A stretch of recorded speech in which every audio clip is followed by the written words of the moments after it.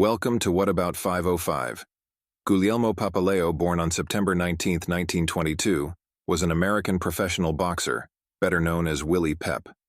Described by some as a boxing genius, with a formidable speed, finesse, and master of elusiveness. He was one of the best pound-for-pound pugilists in boxing history, and a defensive fighter. Today we want to share with you some highlights of his boxing career. Willie Pep, on November 20, 1942, at 20 years of age, won the NYSAC and the ring featherweight titles to Chalky Wright. Pep, with a pre-fight record of 53 wins and no losses. He was the favorite and was the third defense by Wright.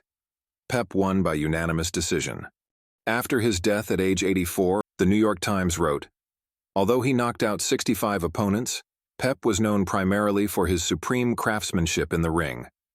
The broadcaster Don Dunphy, called the voice of boxing, cited Pep as the best boxer he ever saw, remarking once, "He was so clever he could come up to an opponent from behind." Pep, usually fighting at about 125 pounds, was so quick, so hard to hit, that he once won a round in which he deliberately did not land a single punch to see if he could impress the judges solely with his ring smarts. It happened on July 25, 1946 in Minneapolis, in the third round of a non-title bout against Jackie Graves that Pep won by knockout in the eighth. Willie Pep versus Sandy Sadler was a four-bout series. That was one of the most underappreciated arch rivalry.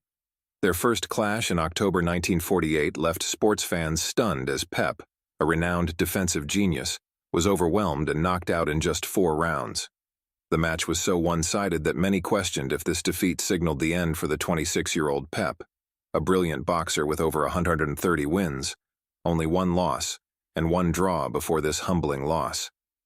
Adding to the intrigue was the fact that Pep had endured serious injuries, including a broken back, from a plane crash in January 1947.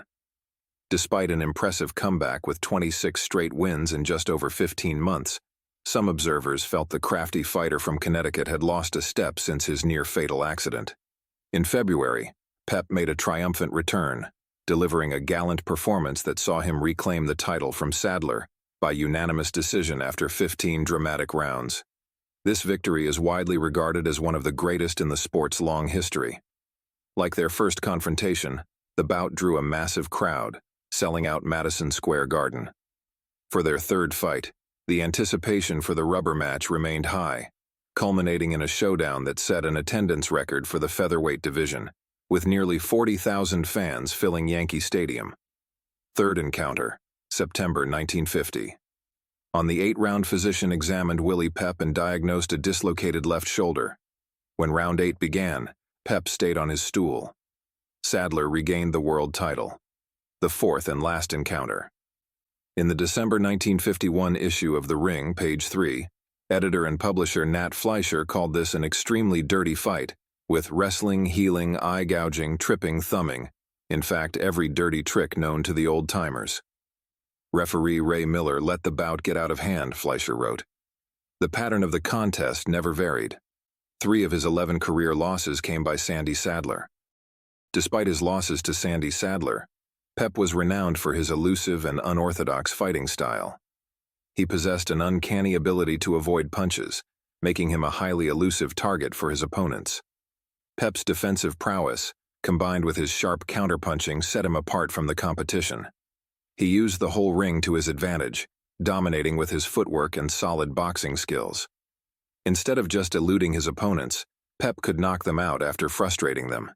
His defensive wizardry allowed him to bob, slip, and weave past hundreds of punches per match, giving him the edge he needed to win 229 out of 241 fights from 1940-1966.